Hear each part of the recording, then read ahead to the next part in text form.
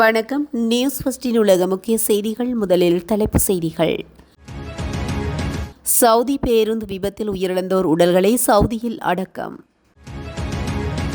இஸ்ரேலியர்களின் காரை மறித்து கத்தி கொத்து மேற்கு கரையில் கடும் பதற்றம். லெபனான் மீது இஸ்ரேல் வான் தாக்குதல், 14 பேர் உயிரிழப்பு. சவுதி அரேபியா இளவரசர் முகமது பின் சல்மான் அமெரிக்காவுக்கு விஜயம். தென்னாப்பிரிக்காவுக்கு சட்டவிரோதமாக 150 பாலஸ்தீனியர்கள் நாடு கடத்தல். ரஷ்யாவுடன் வர்த்தகம் செய்யும் நாடுகளுக்கு பேரிடி, ட்ரம்ப் விடுத்த மிரட்டல். ஈரானை பாதித்துள்ள வறட்சி, நீர்த்தேக்கங்கள் வற்றி போகும் அபாயம். சீன பிரதமர் ரஷ்ய ஜனாதிபதி இடையே திடீர் சந்திப்பு. அதிரடியாக 100 F-44 விமானங்களை கொள்வனவு செய்யவுள்ள உக்ரைன்.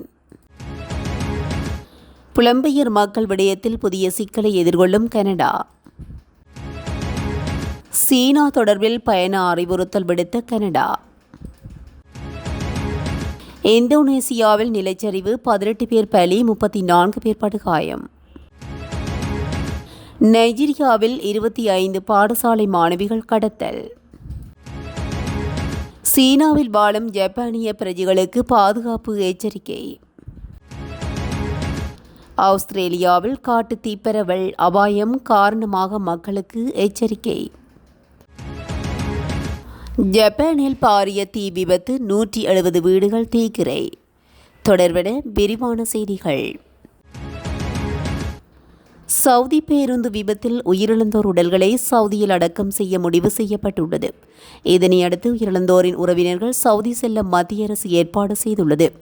சவுதி அரேபியாவின் மதீனா அருகே திங்கட்கிழமை அதிகாலை நிகழ்ந்த புனித யாத்ரீகர்களின் பேருந்து மீது எண்ணெய் டேங்கர் லொரி மோதிய விபத்தில் ஏற்கனவே 40க்கும் மேற்பட்ட இந்தியர்கள் உயிரிழந்த நிலையில் தற்பொழுது மேலும் ஒருவர் உயிரிழந்ததாக தெரிய வந்துள்ளது. இவர் கர்நாடக மாநிலம் பிடார் மயிலூர் CMC காலனியை சேர்ந்த ரஹ்மத் பி, 80 வயது என அடையாளம் காணப்பட்டிருப்பதாகவும் அதிகாரிகள் தெரிவித்துள்ளனர். இஸ்ரேலில் கட்டுப்பாட்டிலுள்ள மேற்கு கரை பகுதியில் இஸ்ரேலியர் ஒருவர் குத்தி கொலை செய்யப்பட்டுள்ளார். ஜெருசலேமின் தெற்கு பகுதியில் அமைந்துள்ள பரபரப்பான சந்திப்பில் நடந்த இந்த தாக்குதலில் ஒருவர் உயிரிழந்ததுடன் 3 காயமடைந்ததாக நாட்டின் அவசர மீட்பு பணி அதிகாரிகள் தகவல் வெளியிட்டுள்ளனர். வாகனம் ஒன்றை மறித்து அதில் பயணித்தவர்களை நோக்கி 3 நடத்தப்பட்ட என சந்தேகிக்கப்படும் இந்த திடீர் தாக்குதலில் தாக்குதல்காரிகள் கத்திகளை பயன்படுத்தியதாகவும் கூறப்படுகிறது. காயமடைந்த 3 உடனடியாக மருத்துவமனைக்கு கொண்டு செல்லப்பட்டுள்ளனர். மேற்கு கரை பகுதி பெரும்பாலும் பாலஸ்தீனர்கள் வசிக்கும் இடமாக இருந்தாலும் அங்கு இஸ்ரேலிய குடியேற்றக்காரர்கள் அமைக்கப்பட்டுள்ளனர். இதனால் இரு தரப்பினருக்கும் இடையில் அடிக்கடி மோதல்கள் நிலவுகின்றதாக கூறப்படுகிறது. சமீபத்தில் இஸ்ரேலிய குடியேற்றக்காரர்கள் பாலஸ்தீனர்களை தாக்கிய சம்பவத்துக்கு பிறகு அதனை இஸ்ரேல் ஜனாதிபதியும் கடுமையாக கண்டித்துள்ளார். இந்நிலையில் நடந்த இந்த புதிய தாக்குதல் பிராந்தியத்தில் தொடர்ந்து வரும் பதற்றத்தை மேலும் அதிகரித்து உள்ளதை அடுத்து சம்பவ இடத்தை சுற்றி பாதுகாப்பு ஏற்பாடுகள் வலுப்படுத்தப்பட்டுள்ளதாகவும் சர்வதேச ஊடகங்கள் செய்திகள் தெரிவிக்கின்றன. தெற்கு லெபனானில் உள்ள பாலஸ்தீன முகாம்கள் மீது இஸ்ரேல் நடத்திய வான்வழி தாக்குதலில் 14 பேர் கொல்லப்பட்டதாக லெபனான் சுகாதார அமைச்சு தெரிவித்துள்ளது. ஹமாஸுக்கான பயிற்சி மையமாக குறித்த முகாம் செயல்பட்டு வந்ததாக தெரிவிக்கப்பட்டுள்ளது. ஹமாஸ் அமைப்பு எங்கு வேலை செய்தாலும் இஸ்ரேலிய இராணுவம் தொடர்ந்தும் ஹமாஸ் அமைப்புக்கு எதிராக செயல்படும் என இஸ்ரேல் இராணுவத்துறை அமைச்சு தெரிவித்துள்ளமை குறிப்பிடத்தக்கது. சவுதி அரேபியா முடிக்குரிய இளவரசர் முகமது பின் சல்மான் அமெரிக்காவுக்கு உத்தியோகபூர்வ விஜயம் மேற்கொண்டுள்ளார். இதேவேளை 7 வருடங்களின் பின்னர் அமெரிக்காவுக்கு உத்தியோகபூர்வ விஜயம் மேற்கொண்டுள்ள சவுதி அரேபிய முடிக்குரிய இளவரசர் முகமது பின் சல்மானுக்கு அமெரிக்க ஜனாதிபதி டொனால்ட் ட்ரம்பினால் உற்சாக வரவேற்பு அளிக்கப்பட்டுள்ளதாகவும் மேலும் முக்கிய தகவல்கள் பரிமாறப்பட்டுள்ளதாகவும் தெரிவிக்கப்பட்டுள்ளது. காசாவை நிர்வகித்து வரும் ஹமாஸ் அமைப்பினருக்கும் இஸ்ரேல் இராணுவத்துக்கும் இடையே போர் மூண்டுள்ளது. இதில் காசாவை சேர்ந்த 65,000 பேர் கொல்லப்பட்டனர். அமெரிக்க ஜனாதிபதி ட்ரம்ப் தலையீட்டின் பேரில் இருதரப்புக்கும் இடையே அமைதி ஒப்பந்தம் கையெழுத்தான நிலையில் மேலும் காசாவை சர்வதேச நகரமாக மாற்றும் முயற்சிகள் மேற்கொள்ளப்பட்டு வருகிறது.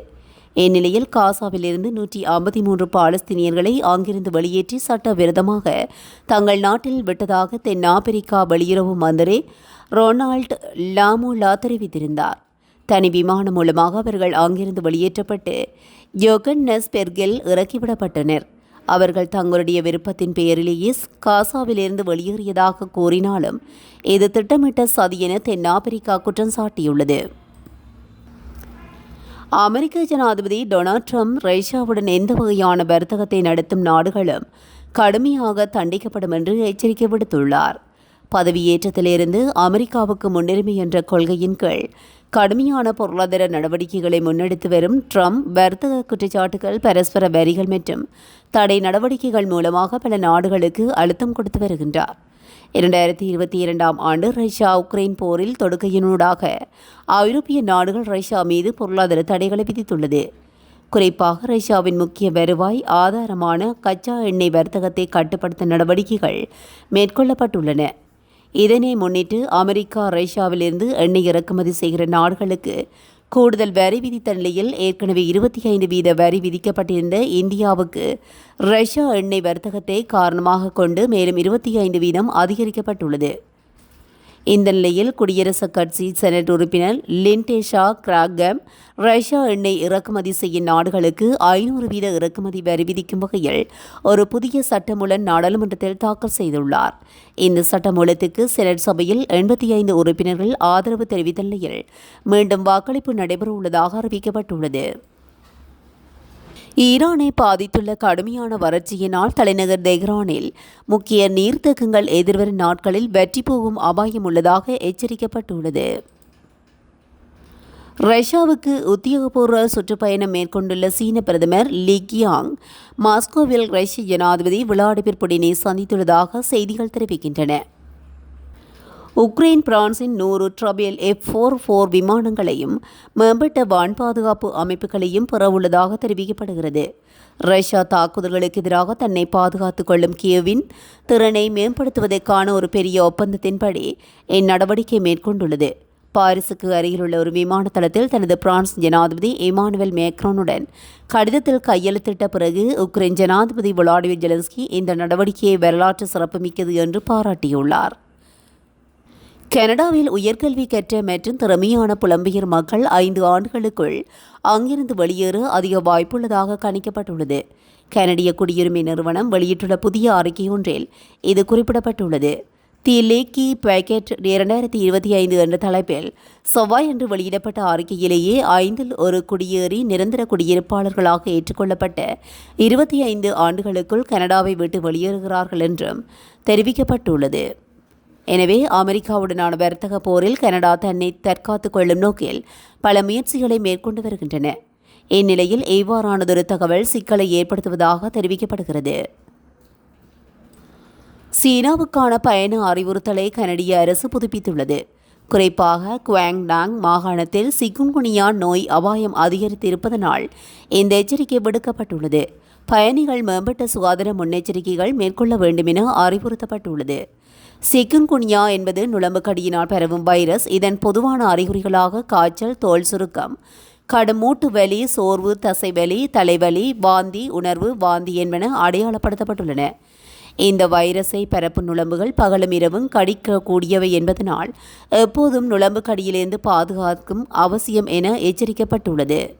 எனவே சிக்கின்குனியா தடுப்பூசி கனடாவில் கிடைக்கிறது எனவும் அரசு அறிவித்துள்ளது.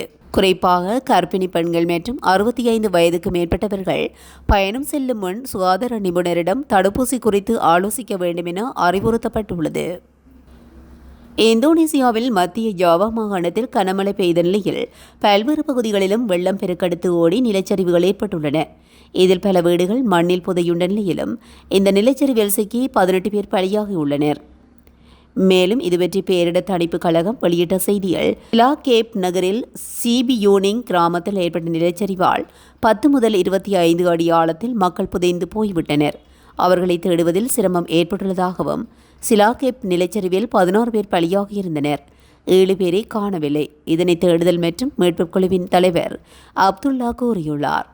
மத்திய ஜாவாவில் பஞ்சார் நிகரா பகுதியில் ஏற்பட்ட நிலச்சரிவில் 2 பேர் பலியானார்கள் என்றும் 27 பேர் காணாமல் போயுள்ளனர். 30 வீடுகள் மற்றும் விவசாய நிலங்களும் பாதிக்கப்பட்டுள்ளதாக கனமழைக்கு இடையே தேடுதல் மற்றும் மீட்புப் பணி மேற்கொள்ளப்பட்டு வருகிறதாக தெரிவிக்கப்பட்டுள்ளது. நைஜீரியா நாட்டின் வடமேற்கு மாநிலத்தில் பாடசாலையொன்றின் விடுதியிலிருந்து 25 மாணவிகள் ஆயுதம் ஏந்திய குழு ஒன்றினால் கடத்தி செல்லப்பட்டதாக தெரிவிக்கப்பட்டுள்ளது. நைஜீரியாவில் பல ஆயுத குழுக்கள் செயல்படுவதோடு அரசுக்கு எதிரான தாக்குதல்கள், கடத்தல்கள் உள்ளிட்ட குற்ற செயல்களிலும் ஈடுபட்டு வருகின்றன. இதில் சில குழுக்கள் அங்குள்ள வெளிநாட்டினரையும் பாடசாலை பிள்ளைகளையும் கடத்தி பணப்பறிப்பிலும் ஈடுபட்டு வருகின்றது. இந்நிலையில் கெபி மாநிலத்தின் உயர்நிலை பாடசாலை விடுதியிலிருந்து நேற்று முன்தினம் அதிகாலையில் சுமார் 25 மாணவிகளை ஆயுதமேந்திய குழு ஒன்று கடத்தி சென்றுள்ளது. இச்சமயம் பாடசாலை மீது தாக்குதல் நடத்திய கடத்தல்காரர்கள் அங்குள்ள பாதுகாவலரை சுட்டுக் கொன்றுள்ளனர். இந்த கடத்தலுக்கு நைஜீரியாவில் செயல்படும் போகோ கராம் உள்ளிட்ட எந்த ஒரு தீவிரவாத அமைப்பும் பொறுப்பேற்கவில்லை. சம்பவ இடத்துக்கு விரைந்த நைஜீரியா பாதுகாப்பு படையினர் அருகிலுள்ள காடுகள் உள்ளிட்ட பதுங்குமிடங்களில் தொடர்ந்தும் தேடுதல் நடவடிக்கைகளை முன்னெடுத்துள்ளதாக தெரிவிக்கப்பட்டுள்ளது. ஜப்பான் மற்றும் சீனாவுக்கு இடையிலான ராஜதந்திர உறவுகளில் விரிசல் ஏற்பட்ட நிலையில் சீனாவில் வாழும் ஜப்பானிய பிரஜைகளின் பாதுகாப்பை பலப்படுத்த ஜப்பான் அரசாங்கம் நடவடிக்கை எடுத்துள்ளது. இதன்படி நெரிசலான இடங்களை தவிர்க்குமாறு ஜப்பானியர்களிடம் கோரிக்கை விடுக்கப்பட்டுள்ளது. தாய்வான் ஜலசந்தியில் மோதல் ஏற்பட்டால் டோக்கியோ தனது இராணுவ படைகளை நிலைநிறுத்தலாம் என்று ஜப்பானிய பிரதமர் சனி தகைச்சி அறிவித்ததைத் தொடர்ந்து இரு நாடுகளுக்கும் இடையிலான உறவில் விரிசல் ஏற்பட்டுள்ளது. இந்நிலையில் ஜப்பானுக்கு பயணிப்பதை தவிர்க்குமாறு சீனா தன் நாட்டு பிரஜைகளுக்கு அறிவுறுத்தப்பட்டுள்ளது.